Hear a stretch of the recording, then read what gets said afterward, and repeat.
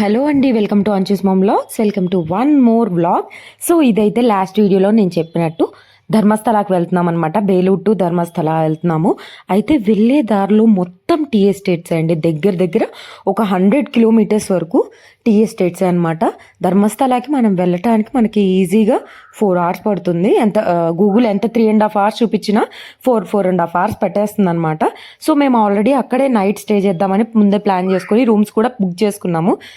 Shri Dharmasthala .com వెబ్సైట్లోనే మనం rooms కూడా మనకి కావాల్సిన ప్రైజెస్లో కూడా బుక్ చేసుకోవచ్చు. సో మేము ఆల్రెడీ అక్కడే బుక్ చేసాము. కానీ ఇక్కడ వచ్చిన డిఫెక్ట్ ఏంటంటే నేచర్ ఎంత బాగుందో అంత డేంజరస్ అని నేను ఈ ట్రావెలింగ్లో ఎక్స్పీరియన్స్ చేశాను. ఎందుకంటే అస్సలు ఫుల్ ఘాట్ రోడ్ అండి. అక్కడి నుంచి 1 kilometer కూడా స్ట్రైట్ రోడ్ లేదు, ఫుల్ టు ఘాట్ రోడ్ అనమాట. చాలా అంటే చాలా రిస్కీ. బట్ మేము 3:30కి బయలుదేరడం వల్ల నైట్ వెళ్ళేసరికి 7:30 అయిపోయింది మాది. సో వెళ్ళినమ్మటే మేము ఆల్రెడీ అందరం స్నానం చేసి ఉన్నాం కాబట్టి ఫ్రెష్ అయిపోయి రూమ్లోకి వెళ్ళి ఫ్రెష్ అయిపోయి దర్శనానికి వెళ్ళిపోయాం. ముందు రోజు నైటే 8:30 కల్లా దర్శనం అయిపోయింది మాది. 200 రూపీస్ టికెట్స్ తీసుకున్నాం అనమాట దర్శనంవి. సో తర్వాత రోజు మార్నింగ్ లేచి మమ్మీ ఇంకా కార్తీక మాసం కదా దీపం పెట్టేసి వెళ్దాము అంటే ఇప్పుడు మళ్ళీ టెంపుల్ దగ్గరికి వెళ్తున్నాం అనమాట మేము. సో ఇది గేట్ ఆఫ్ ధర్మస్థల. సో అక్కడైతే చాలా అంటే చాలా పీస్గా కామ్గా అనిపించింది అనమాట నాకు.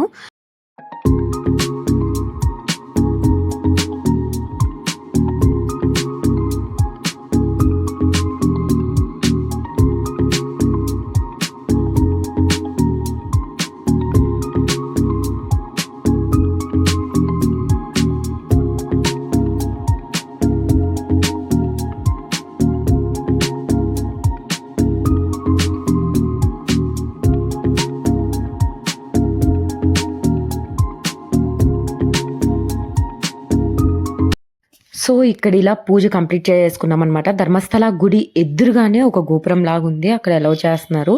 అక్కడ మేము ఇలాగ పూజ చేసుకున్నాం అనమాట ప్రశాంతంగా. సో మన నెక్స్ట్ వీడియో కూడా ధర్మస్థలలోనే అనమాట. ఒక అద్భుతమైన మ్యూజియం ఉంది. Stay tune, please do like, share and subscribe to అంచూస్.